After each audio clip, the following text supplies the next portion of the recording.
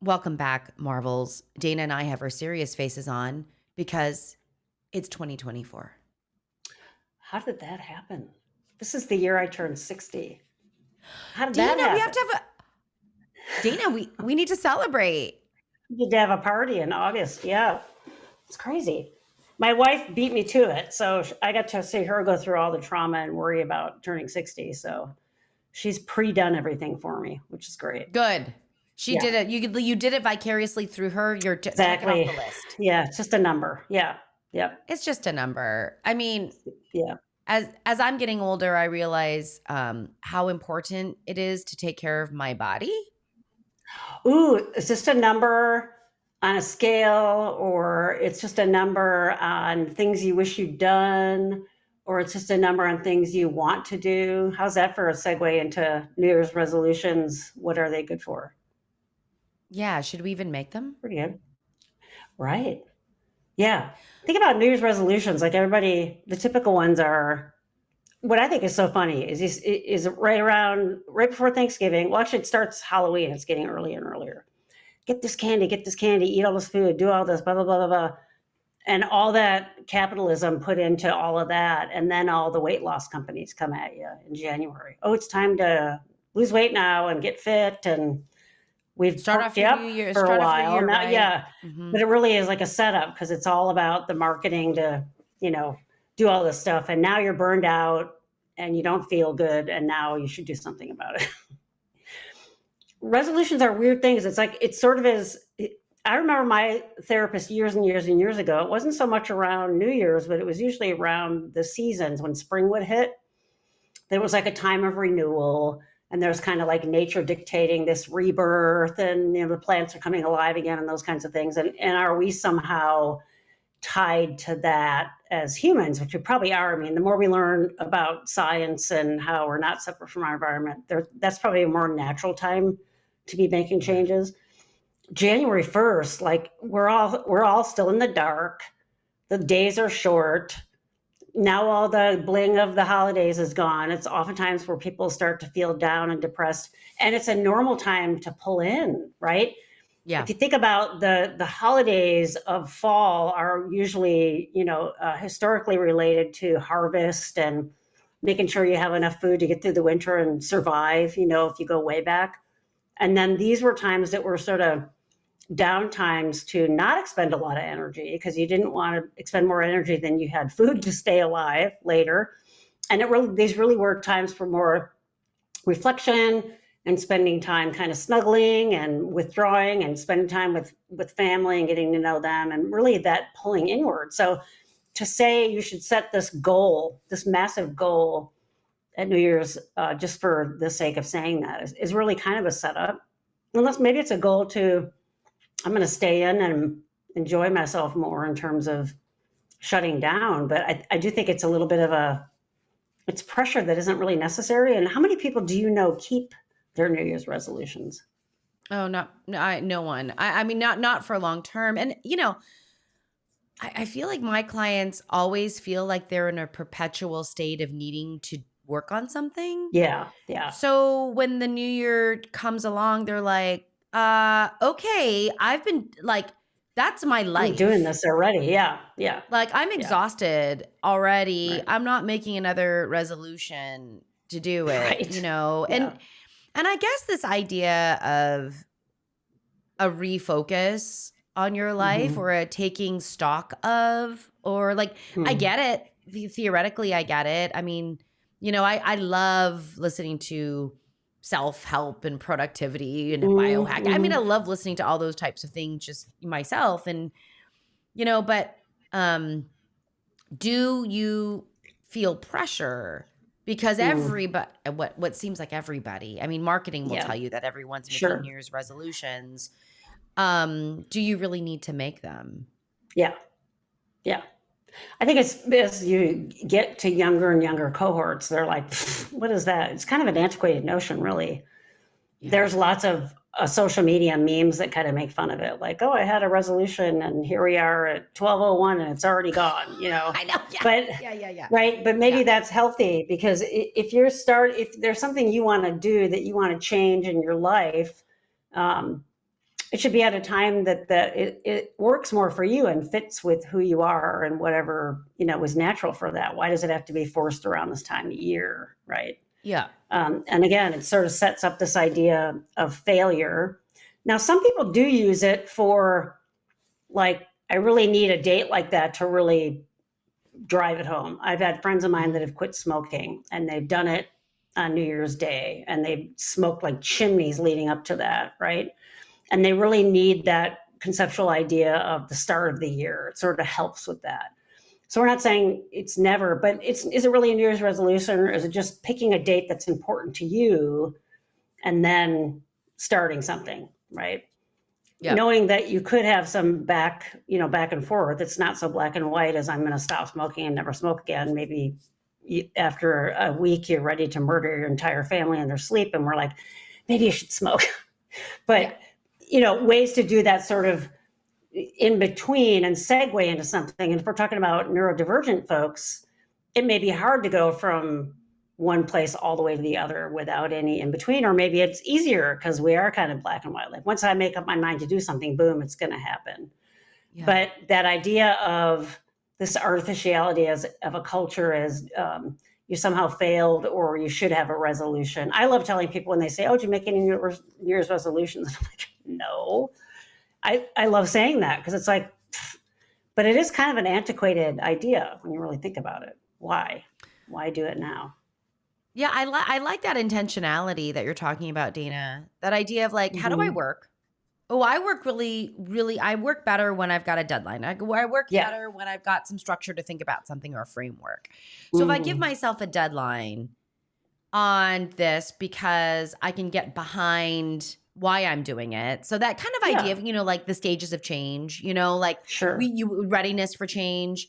So maybe that's that's another episode for us. That makes sense. If that happens to line up for you around that. Yeah, for sure. Yeah, then that makes sense. But, don't just feel pressure to make a New Year's resolution if that's not right for you. And the reality is you can make a resolution or something for yourself at any time of the year.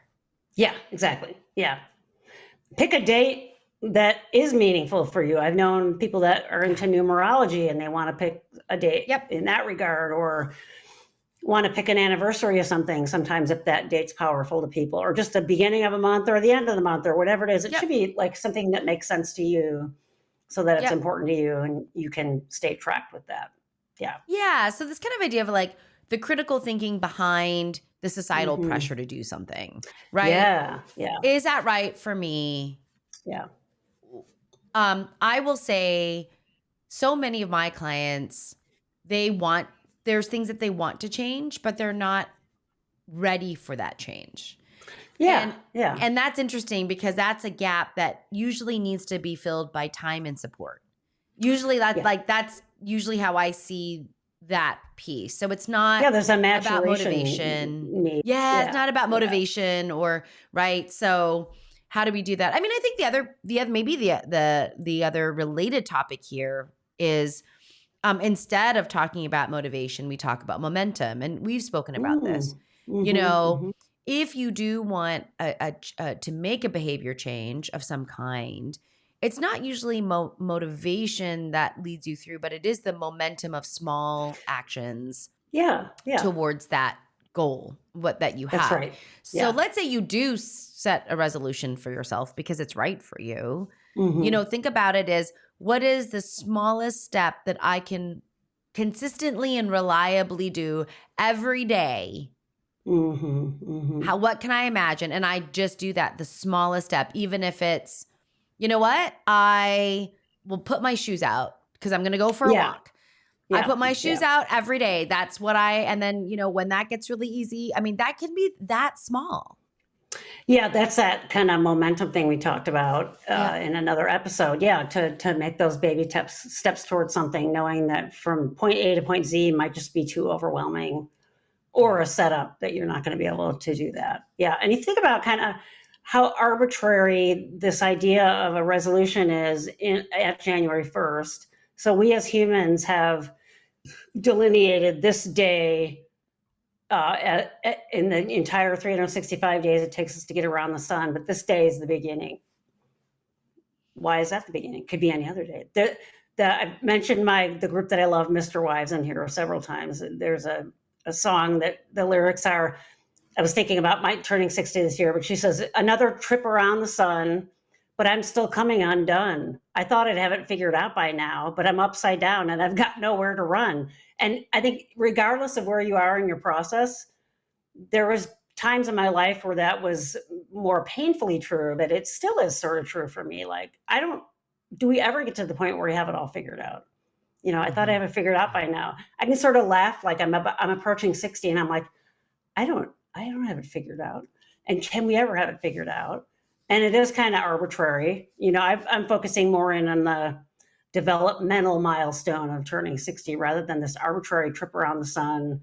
And now I've done that again, and I haven't started watercolor painting or whatever it is that you had set for resolution that you wanted to do, right? You got all the stuff, and then you never did it. Then you get back to that piece that you talked about with that momentum. It may be something you really don't want to do. From my learning perspective, it would be, maybe you don't really want to do it. Is the thing that you set out to do really somebody else's agenda or something you think you should do rather than something you want to do? So there's that. Then we talked about the terrible label of laziness, but if you were really lazy, you'd enjoy the fact that you haven't watercolored rather than it angsting you. And then there's that idea of just inertia. Like if you say yes to the first two, I really do want to do this, then what are the steps that you can do to do those little micro movements towards doing it? And sometimes that's just involving structure. Like I've had clients say, oh, I signed up for an actual painting class because I know if I go every Thursday night or something, it'll sort of hold me to it. And I've got that structure, whatever that is. Or I had an intention to do that, never did it. My life isn't going to somehow I'm not going to be on my deathbed thinking, damn, I never did watercolor. Hopefully you won't be thinking that, right? It'd be terrible if that's what you're really focused on. But that idea, that arbitrariness of this date of trying something new, it should just be a date that's important to you. And a resolution, I mean, that word, you're resolute, you're unwavering, and you're going to do this perfectly. No one does anything like that perfectly. It's okay to not do whatever you decide to do whenever you decide to do it, not perfectly. Right? Yeah. And actually, it will never be perfect, especially if you're doing it in the beginning. Like you're just starting something. It's never going to be perfect. I mean, that's good. Yeah. You're setting a goal. You're not going to be master it right away. Yeah. No, right. No, yeah. So this idea of like, is the pressure for the resolution necessary for you at this time? Yeah. Yeah. And if it's not, you're probably not going to be into it, and it's probably not going to help. And I mean, psychologically, Dana, you know how it feels. I've been in this position where I've been very motivated, I will say, to do a resolution. I set a resolution, and then I inevitably don't keep my resolution, and I feel really bad about myself. Oh, and they're usually things that are hard. They're not usually like, I'm going to have a resolution to go to Disneyland more. It's usually something that is hard, right? Yeah. Yeah. Yeah. Yeah. And so there's this kind of setup too, where that brings maybe we should do like a resolution of, I'm going to be okay with how much Diet Coke I drink. Yeah, absolutely. Or I'm going to eat more cake or whatever. Maybe it should be something playful and fun and good. It doesn't have to be punitive. Yeah, restrictive, deprivation, disciplinary. Yeah. Usually those are where the resolutions are, right? Yeah, right? Yeah, for sure. Oh, I like that, Dana. This idea of how do I bring intentionally more joy or pleasure into my life? Yeah. I like that. I'm going to do that. You're going to do that? So you're going to... I'm going to just be more mindful of joy on a daily basis. Maybe try to find one thing in my life that I'm joyful about at least once a day. That seems doable. Yeah. I mean, like if you have a gratitude practice, that joy practice would probably be really Yep. really similar. You know what I mean? Yeah. Yeah. That's a good point, Dana. Seems more Yeah. realistic. Yeah. Yeah. Cool. Well, I think from a psychological perspective, even more beneficial. And it would make sense that you could perpetuate something that feels good because that's just what we know about basic behavioral training. It works better if it's a reward than a punishment.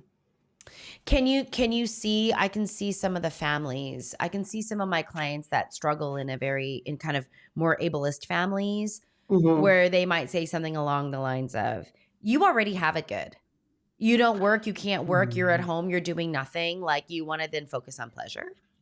Oh God. That I can see that would be where probably some minds Yeah. would go. Yeah. Then the intervention needs to be with the expectations of the parents there, Yeah. right? Yeah. Yeah. Oh, Yeah. yuck. That's a toxic family little dynamic there. Yeah. Hidden Yeah. disabilities, invisible disabilities really, really stink Hmm. for this reason. Yes, exactly. Or the idea of how do we help people understand Hmm. energy Yeah. output and what it takes Yeah. to do some of the daily stuff. That's what's hard to understand, I think. Well, it's sort of like what we're seeing show up. I'm starting to see show up in younger folks, and I think they're the ones pushing the narrow, which is great around the proverbial I'm going to lose weight for the new year. It's hard. It's hard to lose weight, especially if you have a goal of like 100 pounds or 80 pounds or something like that. That's and not everybody can do it. Not everybody should do it. And it doesn't mean you're a failure if you can't, right? If it were Mm. easy, everybody would do it. And yet there's so much judgment around it. Like, oh, why don't No you one just would be lose weight? heavy Yeah, exactly. Yeah. No if one's it going was to easy. choose to be. Yeah. Yeah. And so that idea of let's flip the narrative, kind of, you reminded me of that when you're talking about that family sort of having a judgment that would keep that person stuck versus flipping it like, why is this so important? Is it really? That sense of accepting someone where they're at. And this, like, for example, with the weight thing, body positivity is something we've only seen show up maybe the last 10 years ish on a Mm. really high level. Nothing about that was around when I was younger. Oh Yeah, so yeah. I see that as a positive movement. Like, why should someone spend their entire lives miserable because by other people's standards and their own internalized shame around that, they never reach that goal? How about saying, this is where I'm at, and now what do I do with my life in terms of feeling okay? And those are much bigger existential issues for therapy, but it really does sort of drive home the idea of, you think, oh, New Year's resolution is just a sort of, it's not a big deal. It can be a really innocuous, toxic thing that we're perpetuating by saying, oh, you should make a resolution of some kind. It can be Well, really harmful. that's the shoulding, right? Like Yeah, that's the S yeah. word, right? Like that's the Hmm. true, like you should make a resolution because Hmm. you're not doing anything. So if Yeah, anyone needs a resolution, it's you.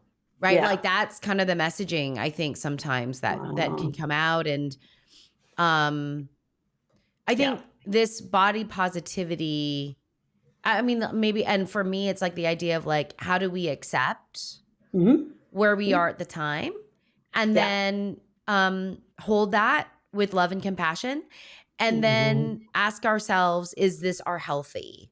Like, is this the Yeah. healthy for Yeah. me? Because I Yeah. And don't it, think, yeah. like, I think a lot of people get body positivity mixed up with the message that that's healthy. And it's like, Yeah. you know what I mean? And it's like, Yeah. I think it's a psychological place of accepting who Hmm. you are and how you look at the time.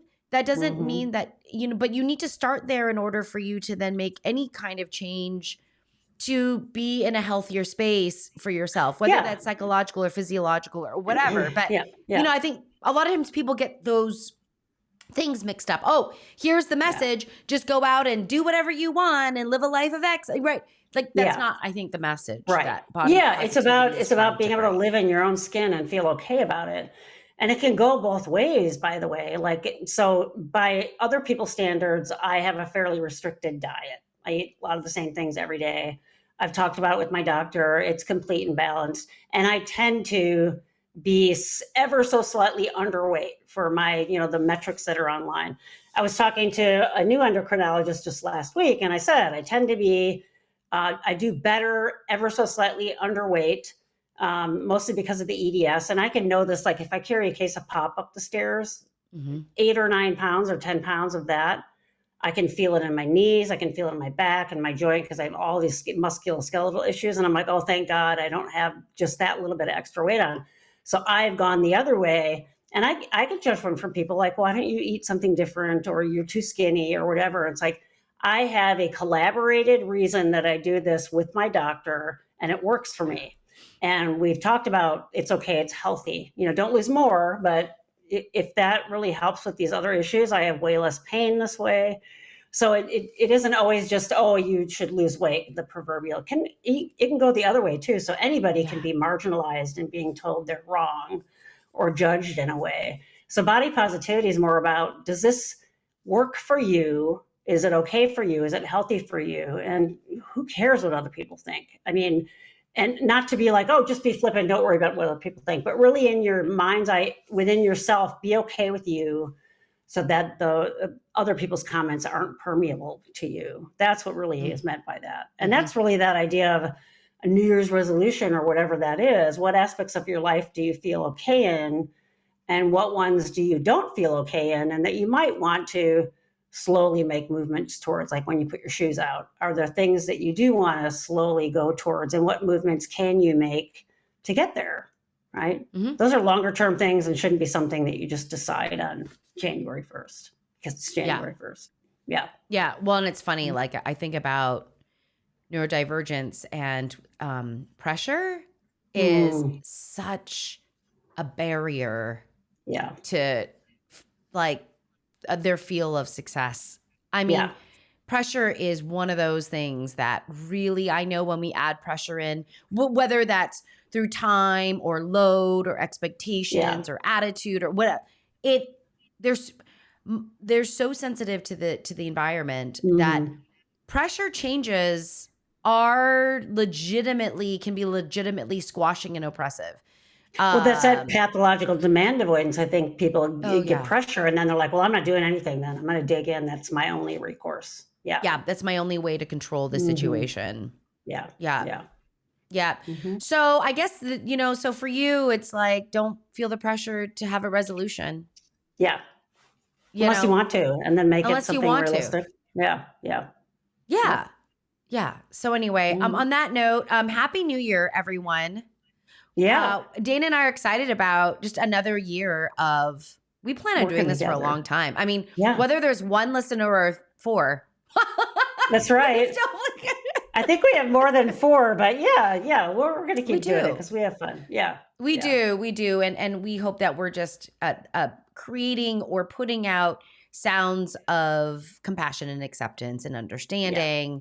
That's our really, I think, goal and mission in what we do. And to have a little bit of fun doing it too, like not be so serious. Of course. Yeah. Unless we're smashing the DSM or our colleagues. But we like doing that too. That's what I'm saying. That's where we probably get the most serious. Where it's needed. Yeah. All right, everyone. Happy New Year. We will see you in the next episode. Happy 2024. Bye, everybody.